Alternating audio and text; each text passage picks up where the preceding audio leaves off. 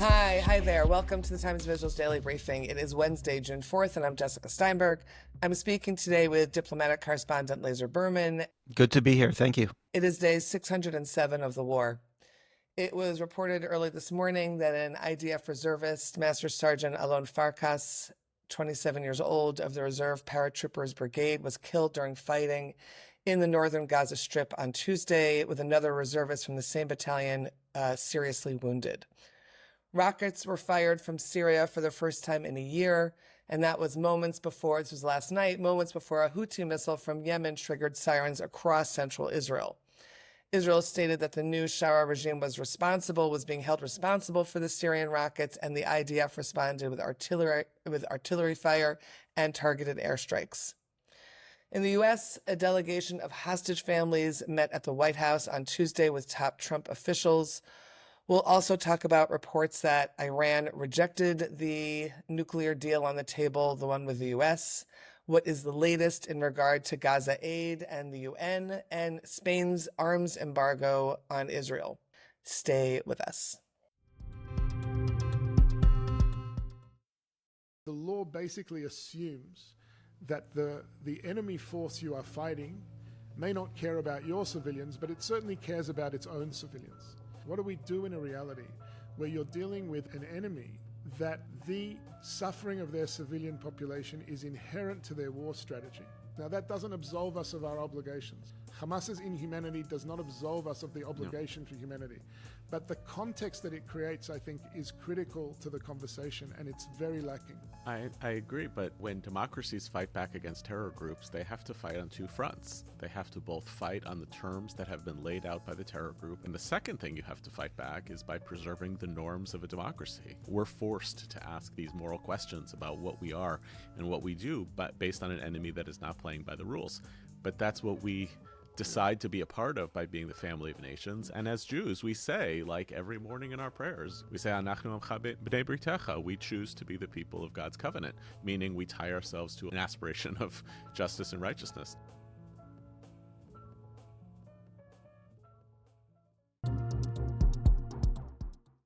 Okay, so we had this small group of hostage family members at the White House yesterday, ongoing talks about negotiator Ron Dermer meeting in Qatar. What can you tell us? Is there anything new to unfold on hostage negotiations and a possible deal? Yeah, so some things really have not changed. What has not changed is, we can kind of replay conversations that we've been having for weeks or even months. Actually, since the beginning, there are some things that haven't changed. What Hamas is looking for is an end to the war that leaves it intact in some way, meaning that even if it agrees to some sort of technocratic government, Hamas is still in the most powerful organization in the Gaza Strip. It knows that given time, it will be able to reconstitute itself. It will figure out a way to rearm, and that could be in a matter of years. So that's what it is trying for in every single negotiation. Of course, in earlier deals, it understood that it still had, and I'm sorry to say it, assets, which are human beings, which are hostages, and it was easier for it to release in previous deals. Now that it only has 20 living hostages left, each one is going to be much harder to release because it understands this is its guarantee that it will survive the war. Israel, on the other hand, insists that any deal will not bring an end to the war if Hamas doesn't agree to Israeli terms. And that's basically where we're stuck. Now, the Witkoff proposal, you talk about new Witkoff proposals. Right. There are small changes, but it's generally the same idea. It's a 2-month, a 60-day ceasefire. It would see the release of half of the living and half of the dead hostages. Israel wants day one, but let's say over the first week. And there would be a significant number of over 100 terrorists released, and then over 1,000 of various other Palestinians who have been arrested, captured since October 7th. That's where things stand. On Saturday, Hamas basically rejected the proposal. Witkoff came out and said publicly that Hamas is taking us backward. And since then, you've seen that Hamas is saying that they're open to talks, but they want talks on a different proposal, not on a Correct. different outline, not on the Witkoff one. What you're seeing now from the Trump administration is an attempt to get the Arab countries to pressure Hamas to agree to something close to the Witkoff proposal. And Israel has said publicly that it agrees to the Witkoff proposal. It certainly matches what Israel is trying to do. But it is also using military pressure to this ramped up campaign, which is slowly advancing in the Gaza Strip, getting its chariots to push Hamas further and further into a corner so that they understand that the only way to stop this military campaign, at least temporarily, is to accept the Witkoff proposal. So that's where we stand.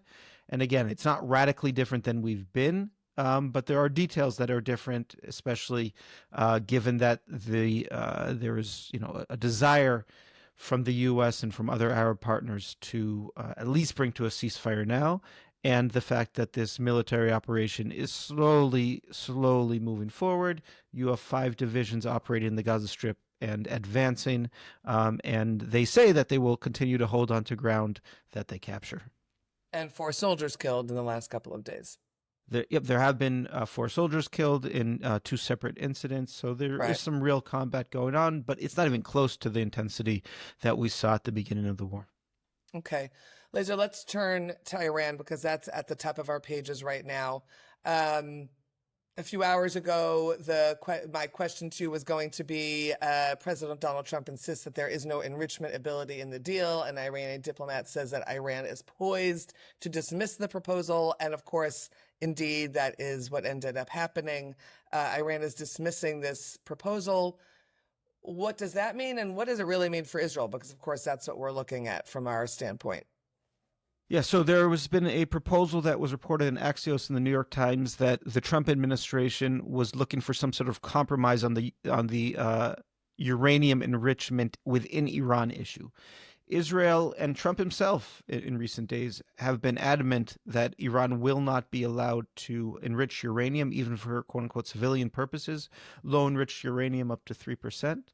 And Iran insists on its right to enrich for civilian purposes within the country. Now, this compromise proposal would have seen an international consortium overseeing enrichment and then giving that enriched uranium for civilian reactors to Iran on Iranian soil. It was kind of a clever way to have both sides say that they had won, which is the art of negotiating. But now we see that you have Supreme Leader Ayatollah Ali Khamenei said that rejecting that proposal, but you do not see that anyone is dropping out of the talks, right? You've had 5 rounds of talks. Right, everyone's still there. Right. We expect the 6th round to happen probably this weekend. The announcement hasn't happened yet. But both sides want this deal. Trump wants it because he sees this as a way to avoid certainly a war in the Middle East, which he doesn't want to do.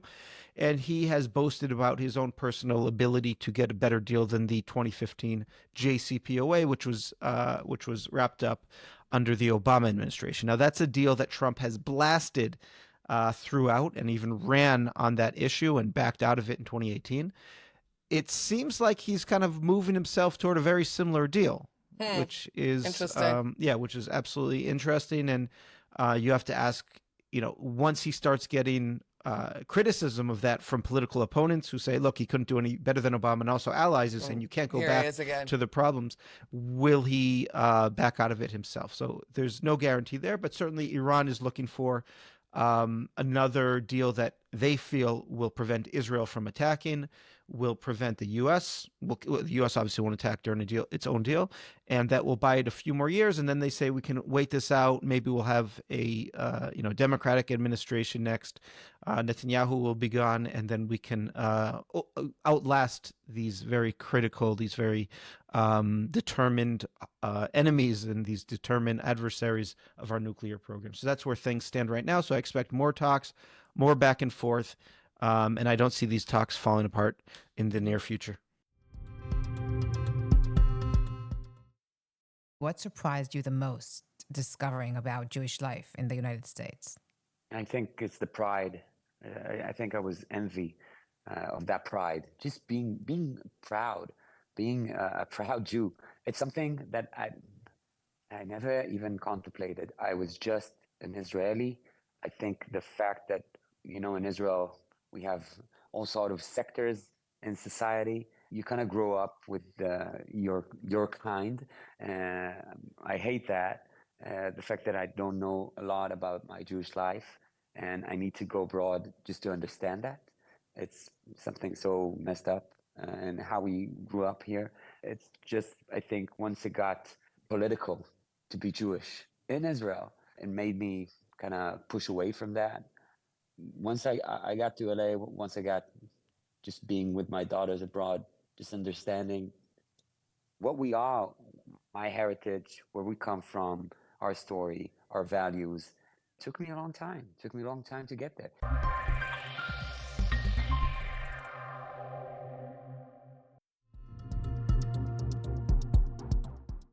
Moving back to Gaza, obviously there's a lot of discussion, social media, breaking news about aid in Gaza, about these alleged repeated shootings at the new aid center. And then you have on your front of this, UN Chief Antonio Guterres calling for an investigation into the alleged deadly violence at the new aid center. What's the Israeli take on that?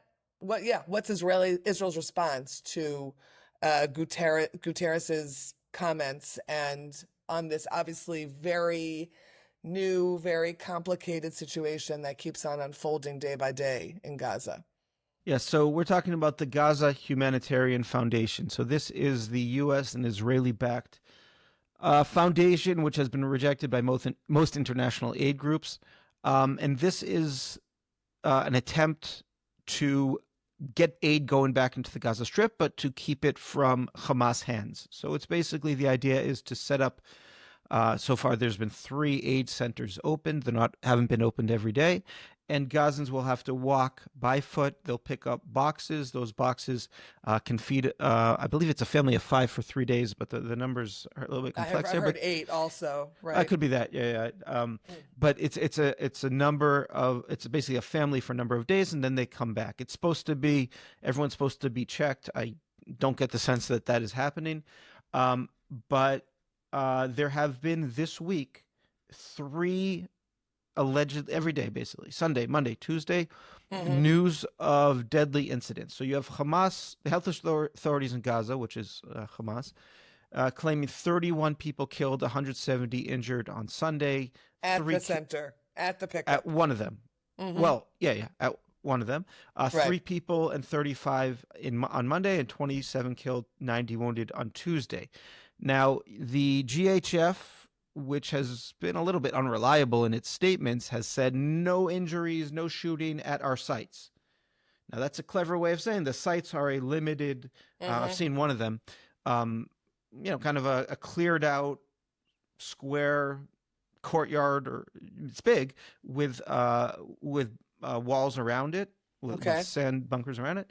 And yeah, it wasn't in there. That's not where the shootings happened. It's outside. It is on the way, and the complex part is that there are these pre-approved paths for thousands and thousands of civilians to head toward these sites. Now, they don't necessarily know exactly where they are. There's a lot of confusion, and these aren't especially well marked. And when you have civilians getting confused on which route they're supposed to take, and then you have IDF troops whose job it is to secure the perimeter, and then you have civilians moving toward them, there's limited tools that they have to stop civilians. It's not like they can just, they're at a distance. They're not going to let civilians get close. It's hundreds of yards or more. All right. So you're not close. And this would include tanks, snipers, and things like that. Now, what they know how to do, what they're built for, is obviously deadly force, but it's not like they're using deadly force initially. There's all sorts of, to fire nearby, and then if they don't get the message, you can fire closer, which is not anything new, but that can be, first of all, dangerous in and of itself. The minute bullets or shells fly, they can hit, especially when you have civilians walking all over the place. And second, if they don't understand the message or they're confused as to where to go, then that very quickly could move toward fire, which can be deadly. So if I had to say what happened, at least in some of these instances, it's not that the IDF is just waiting for civilians and gunning them down. It's not that it's happening at the sites. It's that civilians are going the wrong way. Not necessarily their fault. They get confused. IDF troops fire warning shots, and that usually works but doesn't always work. So some of those warning shots either hit people accidentally or they move to the next level of engagement, which is actually fire, toward below the knees or something like that, which at the distance is basically shooting at the person. It's clear this isn't working properly. That's no surprise. We're it opened up, May 26th, so we're basically in the first few days. The GHF announced that today it's not giving out aid, right? It told civilians, don't come on the roads. Right. The IDF troops are going to be working there as well as private contractors, trying to make this clearer, trying to make the procedures safer. And they've also asked the IDF to change its training and instructions to the troops. Everyone has no warning shots. No, there has to be. I mean, there has to be an option, right? Because you can't have people wandering all over the place. But let's try to do everything possible so we don't get to live fire being used. Right? That's not a good. That's not a good outcome. And let me just stress: it is in Israel's interest in terms of its goals of the war that this works. If Israel says, and Israel does make this claim, that the key to destroying Hamas or defeating Hamas is taking humanitarian aid out of its hands and taking that means of control of the population out of its hands, and this needs to work. And you have the whole world rooting against it for different reasons, some good, some bad. Then Israel has to make sure this works, which means it has to make sure that it does not get to the point where its troops are firing, which means it has to make sure that procedures are much more clear, and it has to do work in that regard. This is a strategic mission of the utmost importance. So far, it is not meeting that mission. Of course, Hamas wants this to fail because they see a danger to its own control. So that's why it will do everything possible to play up any shots or any violence. That is what Israel is facing. This is the path Israel's chosen. It has to succeed if indeed it sees humanitarian aid as that crucial. And it has to very quickly get on top of this situation. Okay. Let's very briefly look at Spain for a moment, reneging on a $325 million purchase of anti-tank missiles from Israel's Rafael Industries. This is sort of in the space of Madrid calling for sanctions and an arms embargo against Israel. Is that it? Is that what we're seeing here? Or are we seeing something that is happening right now and it could, in theory, change later down the road? Well, this government, is very obsessed with making sure it is basically breaking ties to Israel, especially with defense deals. It has a far left coalition partner that demands that these deals it basically threatens the government if these deals go forward. It was embarrassed because it said in October of last year that it was canceling a 6.8 million euro bullet deal with Israel. And then in April, it turned out that wasn't canceled. So it had to quickly move on that. So this is another one of those. This is a major deal. I mean, over $1 billion. Yeah, over $1 billion shekels. The idea was that a Spanish subsidiary of Rafael would produce it in Spain, but that was too much for the Spanish government. Of course, this is coming when Europe understands that it needs to arm itself because it can't rely on U.S. backing in the event of a war with Russia.